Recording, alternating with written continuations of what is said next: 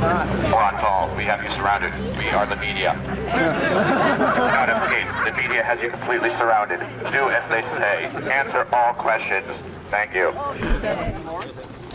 Somebody made light of the media crush around Ron Paul, but to the presidential candidate, it was no laughing matter. Good evening, I'm Jim Browdy. I'm live from San Anselm, the Institute of Politics, NECN Republican primary headquarters. This is the media mob you're looking at that greeted Ron Paul earlier today when he showed up to greet diners at a restaurant in Manchester. Is this the price of success?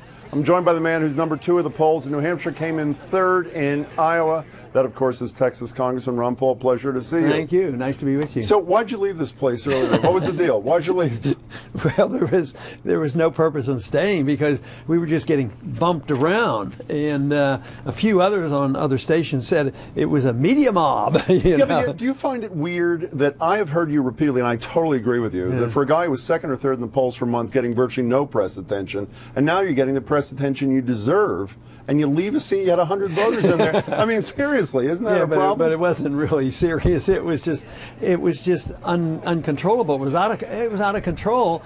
And actually, I thought some people would get hurt. I mean, it was like this, and people got bumped. My wife got bumped and pushed a little bit. But it was just the atmosphere wasn't good and it wasn't even safe. I'll give you room. I'll give you, you're 76 years old. A poll coming out in the New York Times, an entrance poll in Iowa, said 48% of people under 30 years old voted for the oldest man in the race. Why'd they vote for you? Because they know about young ideas and energetic ideas and people who know what I'm all about. I'm thinking about the young people because they're inheriting this mess that our generation's leaving them, and it's a lot of war, a lot of spending, a lot of debt, invasion of their privacy. Right now, they feel threatened about the invasion of their internet, and the views I have are very attractive to young people. Well, let's go to the other end of life. People who are older, senior citizens, Medicare, Social Security. Every poll shows the 2 most popular programs in America. You think they're both unconstitutional, correct? Yeah, technically. So should we end them? Technically, they are. I think the Federal Reserve is unconstitutional, but I'm not calling for the ending right now. I want to have a transition and work our way out. Matter of fact, my program is the only one that deals with it. You know, I have a budget proposal. $1 trillion in year 1. But if you look at it, I don't cut any Social Security, any Medicare, any Medicaid for the children. I say cut overseas spending, spend that money back here on our needs, and then work our way out of this. But I do not want to address it. Now, if we don't cut back and balance our budget and get order, and we keep printing money to cover a $1.5 trillion debt, the money will quit working, and these people are going to be out in the street. Just think, I'm the only one that talks to the elderly who are getting squeezed. Their income is going down because the value of the dollar is going down. Their standard of living is going down, and they understand this. So I get good reception. But you think it's unconstitutional? Very briefly here, Rick Santorum says we should be cutting Social Security benefits immediately. He doesn't think it's unconstitutional. Yeah. Should we? No, I just argued my case for not even though it's unconstitutional. If something's unconstitutional, you shouldn't be cutting it? Yeah, but if you can, you should work it out in a proper way. I think war is unconstitutional, and that's a bigger issue for me. But you'd like that to end right away? Yes, but I think it's better. Why should now Santorum won't cut a penny from overseas, but he'll go after Social Security beneficiaries. It's priorities, but if we continue to do this, everybody loses. And I think people who know me understand exactly what I'm talking about. Congressman, not everybody, a lot of people question your electability. I'm not going to question that. I'm going to question your ability to govern. Newt Gingrich, coming out of Iowa, said 75% of people aren't supporting Mitt Romney. He also could have said, I'll say, 80% of people right now are not supporting you. Virtually no one in Congress supports your approach to spending and those sort of things, even if it's the perfectly right one. How do you implement any of this stuff, even if you happen to end up being president of the United States? A measurement of people in Washington is not a very good measurement. I'm talking about. But they got to vote on what you want. They got to vote to cut $1 trillion from the budget. If I'm elected president, which we plan to do, we're going to get a lot of new people.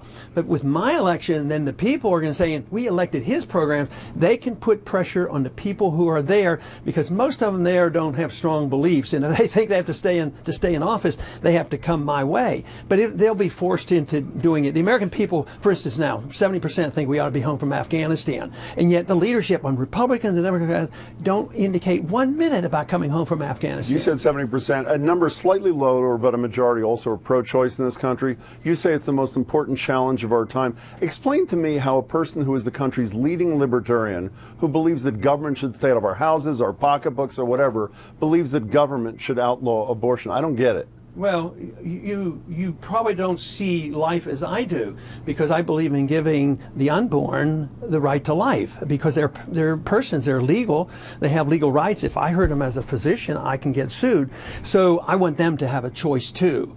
But it's a difficult subject. Under our laws, it should be handled as a state. I don't want to have a federal police force. Then why'd you sign this thing? The personhood Republican candidate pledge. This is something you signed on to. Every human being at every stage of development must be recognized as a person possessing the right to life in federal and state laws without exception, without compromise. You signed on. Yeah, but you have to read my disclaimer. I read your disclaimer. Yeah. But why would you sign it at all on something so serious? Well, because I wanted to indicate my position on that, but I wanted to, explain it too. And I've done this a lot of times on a lot of the right to work questionnaires.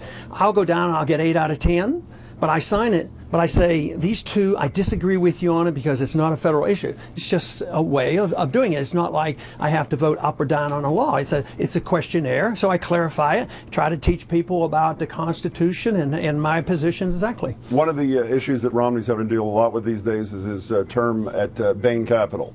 He says I think it was the other night as opposed to the morning. I'm sure you're as confused what was night and morning as I am. I think it was night. He said 100,000 net jobs I've created, and he tried to supply some numbers later. Newt Gingrich in the last 24 hours is focused on this Illinois medical device company. $30 million investment turned into $240 million in profit. 1,700 layoffs. He thinks it's abominable. Which side are you on in terms of this? Are you on the Newt side or are you on the mid side? Probably neither, but I certainly don't seem to be invited in the Newt side, because it's not like Fannie Mae and Freddie Mac getting taxpayers' money. He hasn't charged Romney with taking a bailout money. See, I would want this argument about the money that went to General Motors and that the labor unions got preference and they now own that company. That's the kind of corruption you want to deal with. But are you troubled as a human being? Forget as a presidential candidate and potentially a president. Are you troubled by a guy who multiplies his investment eightfold and in the process lays off 1,700 people? It doesn't bother you? You have a bully pulpit as president, no? If he's done nothing illegal, this type of activity may have saved jobs, because if you have a company that's ready to go bust and he saves of it, and I don't know anything about his dealings because I haven't had that interest, but if you save a company and move it out and you have jobs here growing, otherwise maybe that company would go broke and they would all lose jobs. So the market sorts this out. The bureaucrats shouldn't do it. It shouldn't be the politician who bails out General Motors and Fannie Mae and Freddie Mac and all the banks. That's where the real corruption is. Are you skipping Florida? Not exactly, but I'm not. I'm going to do some, but I'm not going to do a whole lot. Why? Well, because of I'm looking for delegates, and they've already lost half their delegates. Because they didn't follow the rule. They lost half their delegates. Still 50 delegates. I mean, roughly as many as Iowa and New Hampshire. It's winner take all. Yeah. So you have to have multi-box. You have to be tied into Wall Street. And I think I read today where Romney got more money than anybody else from Goldman Sachs. I don't want their money. I wouldn't take their money. I don't have $100 million. So I'm not going to go down there and think I can compete against Wall Street on a statewide where they're all going to get the same, where winner takes all. We only have 15 seconds left. One last question. I just met your wife out in the hall. You were kind enough to introduce me. When you go home or go to your hotel room, lock the doors, just the two of you. Do you say to her, I'm going to be president of the United States? No, but I never say I'm not going to be president of the United States. Congressman. Matter of fact, she's more likely to say he is going to be president of the United States. We'll take her next time. Congressman Paul, thank you so much.